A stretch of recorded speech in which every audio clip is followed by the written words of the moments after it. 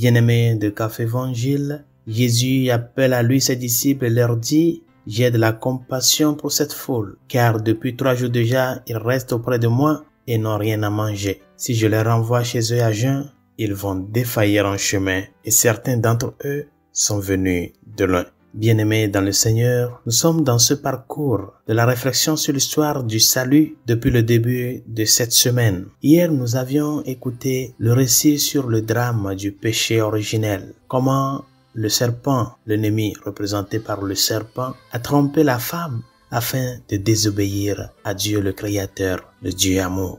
Et aujourd'hui, continuant cette réflexion, la première lecture nous propose la situation post-péché, c'est-à-dire après le péché et les conséquences du péché originel. En écoutant la conversation de Dieu avec Adam et Ève, nous voyons que Dieu s'est surpris pour ce péché-là d'Adam et Ève. Il s'est surpris que l'homme lui ait désobéi. Le Seigneur Dieu l'appela et lui dit « Où es-tu donc ?» Il répondit, j'ai entendu ta voix dans le jardin, j'ai pris peur parce que je suis nu et je me suis caché. Et le Seigneur reprit, qui donc t'a dit que tu étais nu? Aurais-tu mangé de l'arbre que je t'avais interdit de manger? Yahvé s'est surpris que l'homme lui ait désobéi. Et devant cette situation, nous voyons comment Adam n'a pas assumé sa responsabilité.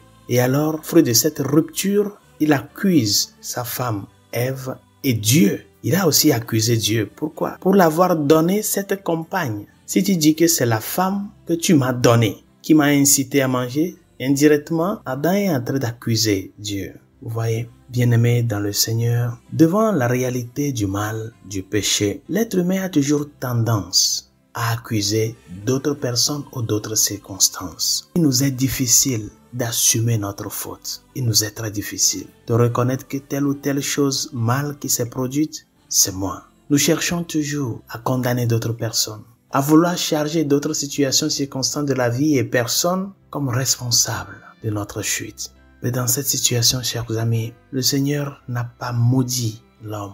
Il n'a pas maudit la femme. Pourquoi Dieu n'a pas maudit nos premiers parents devant ce drame-là? Parce qu'il s'est rendu compte qu'ils ont été trompés. La faute ne provient pas d'eux directement. Et donc, il ne les a pas maudits. Et le Seigneur savait parfaitement qu'ils ont été trompés. Mais il veut coûte que coûte que eux-mêmes, ils puissent le reconnaître et le confesser. Qu'eux-mêmes, ils puissent raconter ce qui s'est passé. C'est ça la préfiguration de la confession. Voyez, quand les gens disent, par exemple, Dieu même me connaît déjà, pourquoi me confesser? Pourquoi me mettre devant un prêtre pour me confesser? C'est ça, chers amis. Ce n'est pas que Dieu veut nous rendre ridicules devant le mal. Mais au contraire, parce que l'aveu est le premier pas vers le pardon et par conséquent la conversion. Quand tu avoues ce que tu as fait devant Dieu, c'est comme tu reconnais ta part de responsabilité. Tu t'accuses. C'est ça le sacrement de la confession. Toi-même, tu t'amènes devant le tribunal de Dieu et tu t'accuses. Ce n'est pas que quelqu'un t'amène, c'est toi-même qui t'amène. Tu t'accuses et tu dis au Seigneur, j'ai fait telle chose de mal et mal et mal. Mais qu'est-ce que le Seigneur va faire? Au lieu de te condamner, il va tendre sa main de compassion vers toi pour te dire, mon fils, ma fille, bien que ton péché a provoqué une rupture entre moi, une rupture avec tes semblables, avec toi-même, parce que le péché nous met dans une certaine condition de vulnérabilité avec nous-mêmes et aussi avec la création. Bien que ton mal a provoqué cette grande rupture, ton aveu, ta confession, ta douleur de cœur que tu as exprimée pour avoir reconnu tes péchés va t'ouvrir la porte de l'espérance, la porte du salut, la porte de la réconciliation, la porte du pardon. Chers amis, le Seigneur dit dans l'évangile de ce jour, j'ai de la compassion pour ce peuple.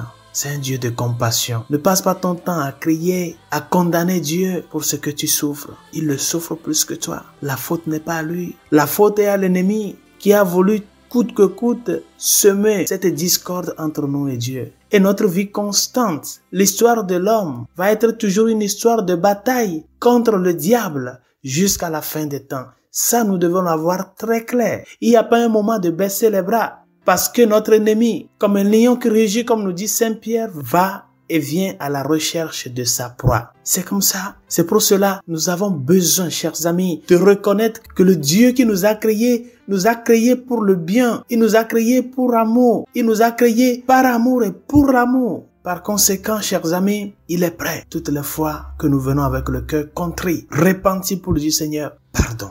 Ne soyons pas égoïstes devant le mal. Apprenons à nous humilier devant Dieu pour qu'il nous relève. C'est ça notre espérance. Et c'est pour cela d'ailleurs que l'homme, quand devant le fait du péché consommé, il s'est rendu compte qu'il était nuit, qu'est-ce qu'il a fait? Il s'est tapé avec les feuilles de figuier. Vous savez bien comment les feuilles de figuier font gratter. C'est ça le sens de la culpabilité.